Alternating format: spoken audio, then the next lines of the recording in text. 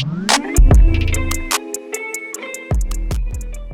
आज मैं बात करने जा रहा हूँ शेनेगन ग्रुप की ईजीएस्ट कंट्री के बारे में। तो जहाँ तक इस्टोनिया की बात आती है तो इस्टोनिया को easiest country of the Schengen भी बोला जाता है और ये बाल्टिक स्टेट्स की एक मेंबर है, जैसे कि लाटविया और लिथुआनिया भी है। और ये रशिया से डिवाइड होके, ये उस टाइम रशिया भी सोवियत यूनियन हुआ करती थी, तो रशिया से कट ऑफ होके ये शेनेगन पार्ट में आज के टाइम में मिल चुके हैं। और चलिए अभी इस्टोनिया की प्रोसेसिंग देख लेते हैं।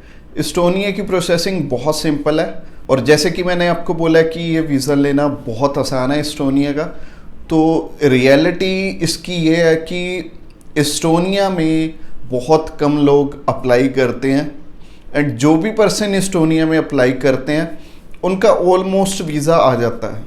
इसके पीछे का रीज़न ये है कि लगेगा तो आपका शेनेगन वीज़ा ही, बट ये कंट्री थोड़ी लीनियंट कंट्री है वीज़ा देने के मामले में, ये बहुत अच्छी है। और जहाँ तक बात की जाए इस्टोनिया में अगर आपको जाके रहना है, वहाँ पे मतलब आपको काम करना है, उसमें भी कोई दिक्कत नहीं है। और अगर आपने घूम के आना है तो उस लिहाज से भी ये कंट्री टूरिज़्म के लिए भी बहुत अच्छी है। तो चलिए अभी प्रोसेसिंग की तरफ चलते हैं। सबसे पहले आपको अपनी अपॉइंटमेंट करवानी पड़ती है। अपॉइंटमेंट हो जाने के बाद अपॉइंटमेंट वाले दिन आपको अपने डॉक्यूमेंट्स कंप्लीट करके एम्बेसी में जाना पड़ता है और एम्बेसी में आपको डॉक्यूमेंट्स और क्या क्या लेके जाने पड़ते हैं जिनको कि बहुत ध्यान से बनाना चाहिए। सबसे पहला डॉक्यूमेंट है आपका visa application form. Visa application form अच्छे से फिल होना चाहिए और साइंड होना चाहिए।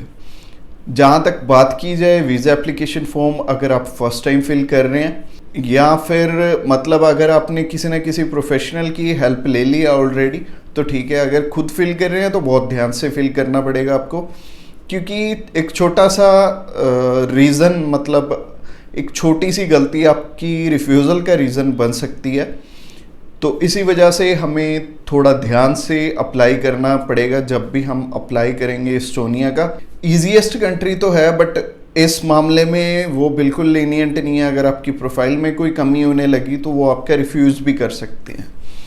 इसके अलावा आपको कवरिंग लेटर बहुत ध्यान से बनाना पड़ेगा, बहुत अच्छे से बनाना पड़ेगा। और कवरिंग लेटर में आपको सब कुछ मेंशन करना पड़ेगा। जैसे कि काफ़ी लोग मेरे से क्वेश्चन करते हैं कि हमारी प्रोफाइल में ये कमी है, हमारे पास 1 साल की ITR है, हमारे पास 2 साल की ITR नहीं है, तो उस चीज़ को स्ट्रॉन्गली हमें रिप्रेजेंट करना पड़ेगा कवरिंग लेटर में कि एम्बेसी हमें ईजिली देख के हमारा वीज़ा दे दे।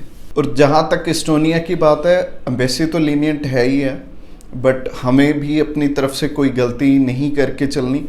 तो इसीलिए अगर आप अप्लाई करना चाहते हो इस्टोनिया का तो आप अभी हमें कॉल कर सकते हो। इसके अलावा हमें व्हाट्सएप पे मैसेज भी कर सकते हो। डिस्क्रिप्शन में आपको लिंक मिल जाएगा, लिंक आपको मूव फॉरवर्ड कर देगा हमारे व्हाट्सएप के पेज पे और वहाँ पे जाके आपको मैसेज लिखना पड़ेगा, I want to apply for Estonia tourist visa, और हम एज सुन एज पॉसिबल आपकी हेल्प करेंगे इसमें। और आपकी जो ट्रैवल की जितनी भी नीड्स हैं हम आपको पूरी करके देंगे, चाहे वो एयर टिकट हो गई या फिर होटल बुकिंग हो गई, आपको करेंसी कार्ड कोई चाहिए होगा वो भी हम आपको प्रोवाइड करके देंगे। एंड अगर आपने इस्टोनिया की रिक्वायरमेंट पे डिटेल्ड वीडियो देखनी है तो आप ऊपर आई बटन पे भी क्लिक कर सकते हैं। इसके अलावा अभी एंड स्क्रीन भी चल गई होगी, तो एंड स्क्रीन पे भी आपको इस्टोनिया वाली वीडियो मिलने वाली है। और इसके अलावा आपका बहुत बहुत थैंक यू, आप इतना हमें लाइक कर रहे हैं एंड सब्सक्राइब कर रहे हैं। अब मेरे को आपका प्यार देख के सच में दिल से आपको thank you, thanks a lot.